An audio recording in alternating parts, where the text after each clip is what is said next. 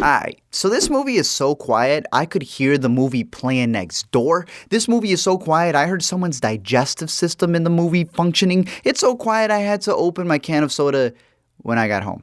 And that's kind of the beauty of it. I know to most people, Jim from The Office is always going to be Jim from The Office, and I don't know if this movie's gonna change that. I mean, my homie's been trying real hard auditioning for the toughest roles he can find, but he's always gonna be this to me. However, his directorial debut gets a solid junior prize from me since it's a movie that deserves to be experienced in theaters. If people knew how to shut up. Let me explain.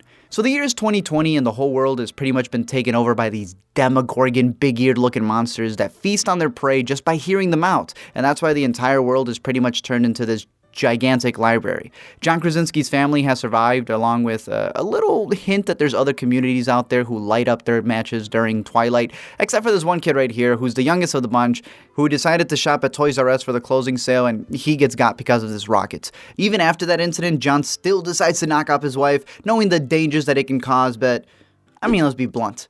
Emily's hot. I thought it was interesting that he cast his own wife in real life to actually play the role because it automatically gives them chemistry. But what I thought was a very auteur decision was to cast his real life pet monster as the monster in the movie. On top of that, the girl who plays the daughter is actually deaf in real life, like she is in the movie. And she just leaves me wonderstruck with all of her performances, especially when you realize that this girl looks just like Joel Edgerton. Like, they need to get her, this other dude, and Joel to play a family of three in a movie. And I'll explain the monsters, because I'm sure that that's what a lot of people want to know more about. We gotta take a little sneak peek at John's crazy conspiracy notes going on here, as we figure out that there's at least 3 that are near him. They're known as fallen or dark angels, alluding to the fact that they're aliens that fell from the sky, who scoped out Earth just by hearing them out. And considering that we have so much noise pollution, they pretty much just came here and started feasting on us. Some have tried connecting it to Cloverfield, since it is a Paramount movie, and it has a similar aesthetic to 10 Cloverfield Lane, and I guess you can, since Paradox pretty much said that any monster movie can just be a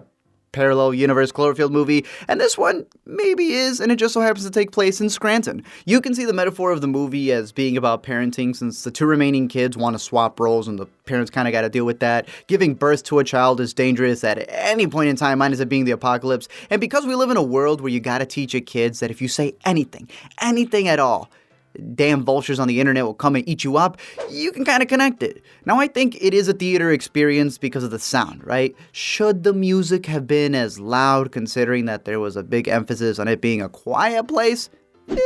Should these dudes be stamping their hands all around and making loud noises to scare the audience when they know it should be a quiet place?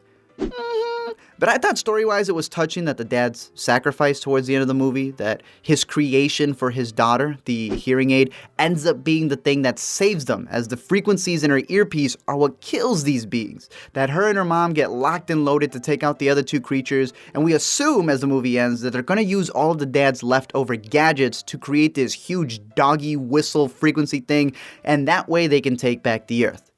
And, you know, do the complete opposite of the title. So whether you think this movie is about parenting, whether you think it's about survival, or dealing with the internet, there's no doubt that the main message you can get out of this movie is that sometimes you should just be